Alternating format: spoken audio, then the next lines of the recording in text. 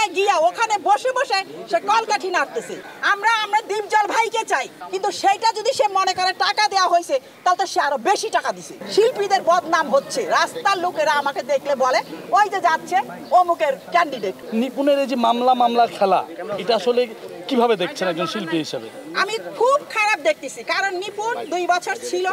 এটা তো এমন জায়গা না আমার বাবার সম্পত্তি না, এটা আমাদের শিল্পীদের জায়গা, আমাদের সবার অধিকার আছে। নিপুণ 2 বছর ছিল, এইবার ইলেকশন খুব সুষ্ঠুভাবে হয়েছে। সেই সুষ্ঠু ইলেকশনে 1 মাস পরে তার বোধোদয় হয়েছে যে ইলেকশন ভালো হয় নাই, ভোট কারচুপি হয়েছে। তাহলে 1 মাস আগে সে কি করছে, এবং সে আমেরিকায় গিয়া ওখানে বসে বসে সে কলকাঠি নাড়তেছে, এবং তাকে আমাদের যে কোনো একজন শিল্পী বা আমার ভাই যেই কেউ বলছে তার উপরে অনেক বড় একটা হাত আছে। তো এটা কি মিথ্যা কথা বলছে? তার বুদ্ধিতে কি 1 মাস পরে এই বুদ্ধিটা তার মাথায় আসে?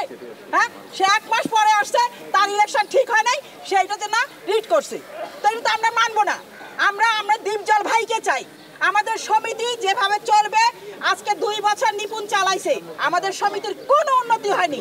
সে প্রমিস করছিল 5টা 6টা ছবি বানিয়ে সমিতিতে দিবে আমাদের দুস্থ শিল্পীদের জন্য, জুনিয়র শিল্পীদের জন্য, তার একটিও সে বানায় নাই। সে একটা অভিযোগ এনেছে, টাকার অভিযোগ, যায় শিল্পীদের, সাধারণ শিল্পীদের টাকা দিয়ে ভোট কেনার অভিযোগ করে। না, এটা যদি সে বলে মিথ্যা কথা বলছে, কারণ তাহলে সেই এইটা করছে, কারণ এটা আমরা তো পাইনি। দীপজল ভাই 1 মাস, রোজার 1 মাস প্রত্যেকটা শিল্পীকে, এখানে জুনিয়র সিনিয়র এবং রিক্সাওয়ালা কেউ বাদ ছিল না, সবাই এখানে ইফতারি করছে।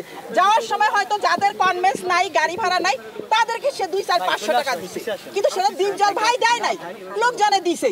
কিন্তু সেইটা যদি সে মনে করে টাকা দেওয়া হয়েছে তাহলে তো সে আরো বেশি টাকা দিছে। তাহলে সে জানলো কেমন যে টাকা দিয়ে ভোট কিনা যায়?